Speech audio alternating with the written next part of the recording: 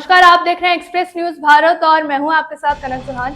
नेहरू नगर पानी पेच बस्ती सीतारामपुरा इलाके में करोड़ों रुपए की सरकारी जमीन पर फर्जी तरीके से पट्टे जारी करने के मामले में स्वायत्त शासन विभाग ने सख्त कदम उठाते हुए नगर निगम हेरिटेज के 4 अधिकारियों को तत्काल प्रभाव से सस्पेंड कर दिया है।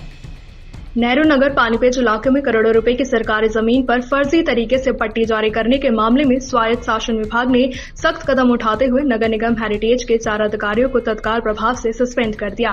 सस्पेंड किए गए अधिकारियों में पूर्व लैंड उपायुक्त हंसा मीणा, कनिष्ठ अभियंता मनोज मीणा, लेखाकार मुकेश मीणा और कनिष्ठ सहायक शंकर मीणा शामिल है। इन पर जमीन के सर्वे नंबर में हेराफेरी कर फर्जी पट्टे जारी करने का आरोप है। इनमें से 10 पट्टों की रजिस्ट्री भी करवा ली गई थी। नेहरू नगर के करोड़ों की जमीन पर हेरिटेज निगम के अफसरों ने सर्वे नंबर में गड़बड़ी कर फर्जी पट्टे जारी किए। जांच में सामने आया कि निगम की ही जमीन को निगम से ही गलत तरीके से आवंटित कर दिया गया। कुल 35 फर्जी पट्टे का मामला सामने आया। स्थानीय पार्षद सुभाष व्यास की शिकायत पर निगम कमिश्नर डॉक्टर निधि पटेल ने जांच कमेटी बनाई थी। जांच रिपोर्ट में 4 अधिकारी दोषी पाए गए और सस्पेंशन ऑर्डर जारी कर दिया गया। सभी 4 अधिकारियों को अब बीकानेर स्थित स्थानीय निकाय विभाग में अटैच किया गया। स्वायत्त शासन विभाग के एडिशनल डायरेक्टर श्याम सिंह शेखावत ने कहा, जांच में सामने आया कि सभी दोषियों के खिलाफ सख्त कार्रवाई की जाएगी, चाहे वो कोई भी हो। पार्षद व्यास का आरोप है कि इस घोटाले में और भी कई बड़े नाम शामिल हैं, जिनके संरक्षण में यह खेल हुआ। निष्पक्ष जांच जरूरी है।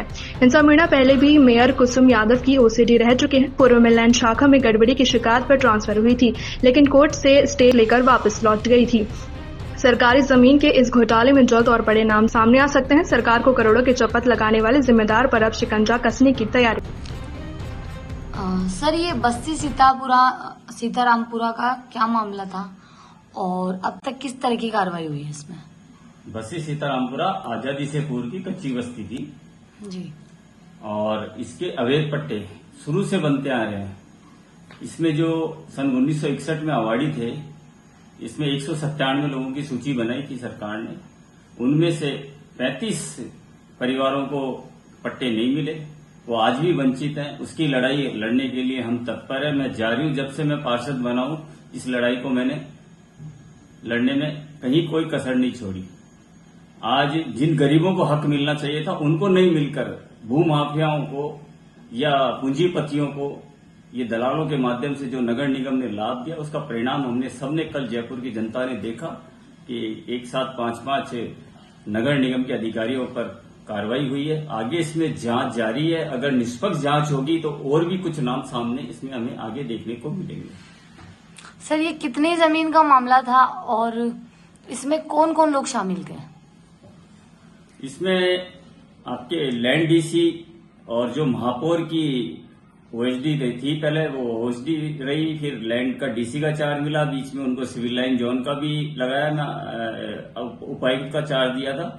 मैं आपको विस्तृत रूप से जानकारी देना चाहूंगा कि इनमें कुछ तथाकथित मौकाप्रस्त लोगों की बड़ी योजना थी, यहाँ भूमाफियाओं के साथ मिलकर इसको नगर निगम को बदनाम करने की, भाजपा सरकार को बदनाम करने की। लेकिन ईश्वर की कृपा रही कि वो बीच में ही उनका उपायुक्त महोदय का ट्रांसफर हो गया। उसके बाद वो स्टे लेके आई और स्टे लेने के बाद में वो यहाँ से सिविल लाइन जोन से उनको हटना पड़ा और वो नगर निगम हेरिटेज के अंदर उपायुक्त लैंड और ओएसडी महापौर के पद पर रही। इसी दौरान फर्जी पट्टों की शिकायत हमारे को मिली मीडिया के माध्यम से, तो इस पर तत्परता से कार्रवाई करते हुए मैंने प्रदेश अध्यक्ष जी से संपर्क किया, मुख्य सचिव जी से संपर्क किया, मुख्यमंत्री जी से मैंने संपर्क किया, आयुक्त महोदय से संपर्क किया, उपायुक्त महोदय और ये जो जांच समिति जो बनी है, जांच समिति के अध्यक्ष सुरेंद्र सिंह जी यादव, उनसे मैंने संपर्क किया और इसके परिणाम स्वरूप इस मेहनत का जो परिणाम मिला वो कल हमें सबको देखने को मिला।